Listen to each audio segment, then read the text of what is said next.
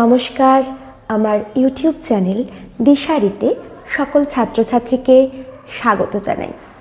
যারা আমার চ্যানেলে নতুন আছো তাদের যদি আমার বোঝানো বা আমার ক্লাস ভালো লাগে তাহলে আমার চ্যানেলটা সাবস্ক্রাইব করে দিও।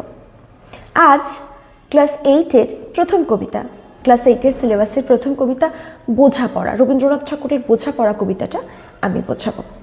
রবীন্দ্রনাথ সম্পর্কে নতুন করে আমাদের তো কিছু শেখার বা জানার নেই। সেই ছোটোবেলা থেকে তার কবিতা, গান, নাটক এগুলোর মাধ্যমে আমরা নিজেদের সমৃদ্ধ করেছি। তার জীবন দর্শনকে আমরা খুঁজে পাই এই কবিতার মাধ্যমে। বোঝাপড়া কবিতা খনিকা কাব্যগ্রন্থ থেকে নেওয়া হয়েছে। এবার কবিতাটা লাইন ধরে ধরে বোঝাবো, একটু বুঝে নিও। মনেরে আজ কহ যে, ভালো মন্দ যাহাই আসুক সত্যেরে লও সহজে। এটাই এই কবিতার ট্যাগলাইন বলতে পারো। বারবার এসেছে কথাটা, এই প্রশ্নটাও খুব দেয় যে কবিতায় লাইনটা কতবার ব্যবহার করা হয়েছে, সেটা একটু নজর রেখো। মন দিয়ে শুনলে সেটা তোমরা বুঝতে পেরে যাবে। আজকে আমাদের মনকে বোঝাতে হবে। বোঝাপড়া মানে আন্ডারস্ট্যান্ডিং। বোঝাতে হবে মনকে যে ভালো মন্দ আমাদের জীবনে সব ধরনের ঘটনা আসতে পারে। ভালোটাকে যেরকম আমরা সাদরে গ্রহণ করি, মন্দটা আসলে পরে যেরকম ভেঙে পড়ি, সেরকম করলে চলবে না। মন্দ আসার জন্যও মনকে প্রস্তুত থাকতে হবে। ভালো মন্দ আমাদের জীবনে যে ঘটনাই আসুক না কেন, সত্য জিনিসকে আমরা সহজে গ্রহণ করব, কারণ সত্য কখনো বঞ্চনা করে না, কখনো ঠকায় না আমাদের। ভালো মন্দ যাহাই আসুক সত্যরে লও সহজে। কেউ বা তোমায় ভালোবাসে, কেউ বা বাঁচতে পারে না যে, এটা তো খুব খাঁটি কথা। আমরা পৃথিবীর প্রত্যেকটা লোককে কি ভালোবাসতে পারি? ঠিক পৃথিবীর প্রত্যেকটা লোকের কাছ থেকে আমরা একইভাবে ভালোবাসা কেন এক্সপেক্ট করব? পৃথিবীর সবাই তো আমাকে ভালোবাসবে এটা কোনোদিনই হতে পারে না। তাই আমাদের মেনে নিতে হবে যে মানুষ আমাকে পছন্দ করে না, তার পছন্দ না করাটাও আমাদের মেনে নিতে হবে। কেউ বিকিয়ে আছে, কেউ বা সিকি পয়সা ধারে নাচে। মানে কেউ তোমার জন্য পুরোপুরি আত্মবিসর্জিত, তোমার জন্য সে সম্পূর্ণ নিয়োজিত করেছে। আবার কেউ তোমাকে সিকি পয়সা দিয়েও ধারে না, অর্থাৎ সে আত্মকেন্দ্রিক, সে নিজেকে নিয়ে চিন্তা করে। অন্যের ভালো মন্দ দিয়ে তার সত্যিই কিছু যায় আসে না। কোনো কোনো মানুষ অল্পেতেই সন্তুষ্ট, তাকে দেখবে অল্প কিছু করলেই সে সন্তুষ্ট, তোমার জন্য সে বিকিয়ে গেল। আবার কোনো মানুষকে তুমি সারা জীবন দিয়ে করলেও তার মনটা পাওয়া গেল না, মানে সে তোমায় সিকি পয়সা দিয়েও ধারলো না। কতকটা যে স্বভাব তাদের, কতকটা বা তোমারও ভাই। এই স্বভাব শুধুমাত্র যে তার তা না, তোমারও কিন্তু এই স্বভাবের কিছু কিছু অংশ রয়েছে, তোমার ভেতরেও কিন্তু এই স্বভাব কিছুটা রয়েছে। কতকটা এ ভবের গতিক সবার তরে নহে সবাই। খুব ইম্পর্টেন্ট লাইন, ভালো করে শোনো। কতকটাই ভবের গতিক, ভব মানে পৃথিবী, পৃথিবীর এটাই নিয়ম, এটাই নিয়ম। পৃথিবীর প্রত্যেকটা মানুষ প্রত্যেকটা মানুষের জন্য নয়। হ্যাঁ, আমরা ছোটবেলা থেকে পড়েছিলাম সকলের তরে সকলে আমরা, প্রত্যেকে আমরা পরের তরে। ব্যাপারটা কিন্তু আদৌ এখানে এসে দেখা যাচ্ছে সেরকম নয়। অন্তত বর্তমান যুগে এসে আমরা কিন্তু দেখতে পাচ্ছি মানুষ কিন্তু অনেকটাই আত্মকেন্দ্রিক হয়ে গেছে, নিজেকে নিয়ে ভাবতে ভালোবাসে। অন্যের কথা ভাবতে গেলেও সেখানে নিজেকে নিয়ে আসে যে নিজের স্বার্থটা কতটা চরিতার্থ হচ্ছে। তোমায় কতক ফাঁকি দেবে, তুমিও কতক দেবে ফাঁকি। মানে পৃথিবীর সবটুকু তোমার জন্য রাখা নেই, যেটুকু তুমি পাচ্ছ সেটা অন্যদের ফাঁকি দিয়ে পাচ্ছ। আবার অন্যের ভাগে যেটা চলে যাচ্ছে সেটা থেকে তুমি বঞ্চিত হয়ে গেলে। তাই বলছে তোমায় কতক ফাঁকি দেবে, তুমিও কতক দেবে ফাঁকি। তোমার ভোগে কতক পড়বে, পরের ভোগে থাকবে ভাগ্যি। তোমার ভোগে যেটুকু নিয়োজিত হলো, বাকিটা অন্যদের জন্য রয়ে গেল। মান্ধাত্তারি আমল থেকে চলে আসছে এমনি রকম। মান্ধাত্তার মানে প্রাচীনকাল। এই যে নিয়মটা, এটা প্রাচীনকাল থেকেই চলে আসছে। তোমারই কি এমন ভাগ্য, বাঁচিয়ে যাবে সকল জখম। এই যে জখমগুলো থেকে তুমি যে নিজেকে বাঁচিয়ে রাখবে, এই যে আঘাতগুলো থেকে তুমি যে নিজেকে বাঁচিয়ে রাখবে, সেই ভাগ্য তো আমরা নিয়ে আসিনি। পৃথিবীতে সুখ থাকবে, তার পেছনে দুঃখও থাকবে। সুখটা যেরকম গ্রহণ করতে হবে, দুঃখটাকেও মেনে নেওয়ার মতো শক্তি আমাদের সঞ্চয় করতে হবে বই কি। তাই কবি আবারও বলেছেন, মনেরে আজ কহ যে, ভালো মন্দ যাহাই আসুক সত্যেরে লও সহজে। অনেক ঝঞ্ঝা কাটিয়ে বুঝি এলে সুখের বন্দরেতে। আমাদের জীবন তরী যখন সমুদ্রে ভাসমান হয়, জীবন সমুদ্রে ভাসমান হয়, তখন তার মধ্যে আমাদের অনেক ঝড় ঝঞ্ঝা আসে, সেগুলোকে আমাদের কাটিয়ে কাটিয়ে এগিয়ে যেতে হয়। যেরকমভাবে সমুদ্রে জাহাজ চলে, মাঝ সমুদ্রে কখনো কখনো তাকে ঝড় ঝঞ্ঝা উত্তাল ঢেউয়ের সম্মুখীন হতে হয়।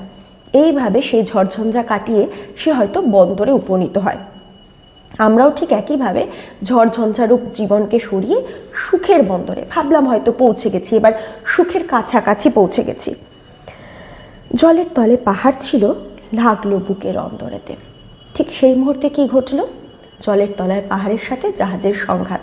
অর্থাৎ যে ক্ষণে আমরা মনে করলাম দুঃখের দিন এবার আমাদের শেষ, সুখের দিন খুব কাছে, আর কিছুটা কষ্ট করলেই হয়তো সুখের দিনের সুখের সুযোগ পেয়ে যাব আমরা, বা সুখে স্পর্শ করতে পারবো, ঠিক সেই সময় এমন একটা ঘটনা ঘটবে যা তোমার মনকে ভেঙে দুমড়ে মুচড়ে করে দেবে, দুঃখে মুহ্যমান করে তুলবে।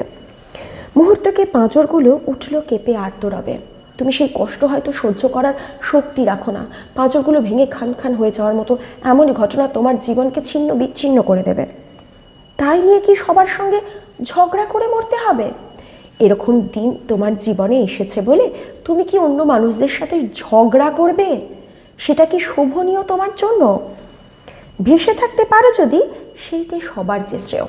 অর্থাৎ এই জীবনের ওঠা পড়া এগুলোকে মাথায় না নিয়ে, মনের মধ্যে কোথাও স্থান না দিয়ে তুমি যদি ভেসে থাকতে পারো, আনন্দেতেও উৎফুল্ল না হয়ে যাওয়া, দুঃখেতেও মুহ্যমান হয়ে না যাওয়া, কোনো কিছুকে গভীরভাবে না নেওয়া, অর্থাৎ ভেসে থাকতে পারা, অর্থাৎ টিকে থাকতে পারা।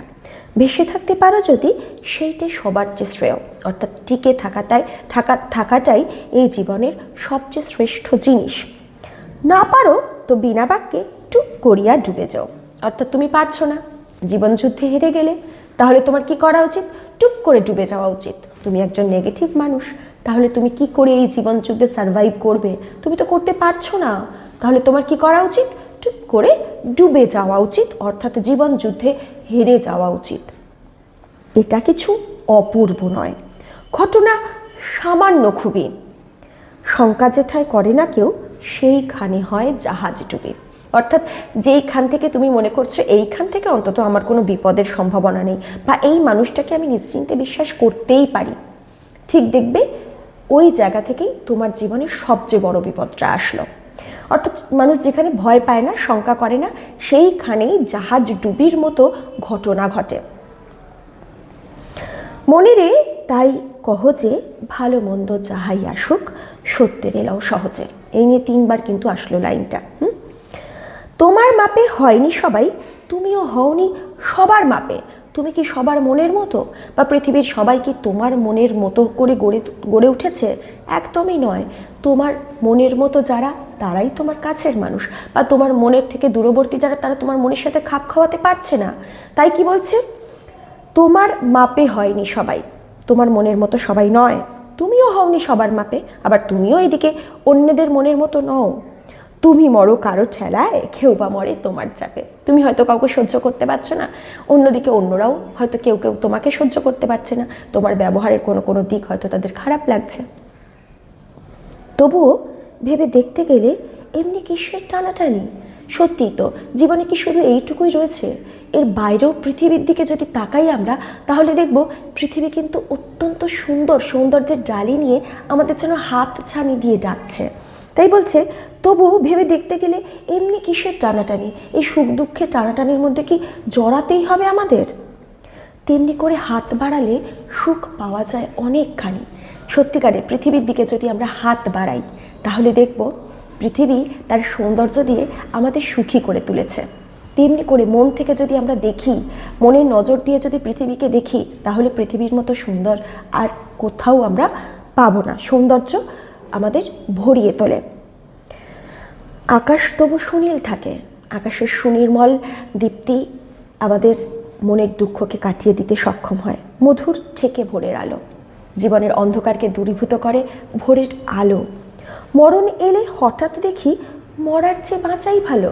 যখন সত্যিকারের মরণ এসে উপস্থিত হয়, তখন সেই মানুষগুলো বুঝতে পারে যে মরণের থেকে জীবন কতটা ভালো ছিল। জীবনের প্রত্যেকটা রূপ, রস, গন্ধ আলাদা আলাদাভাবে তাকে আনন্দ দিয়েছিল।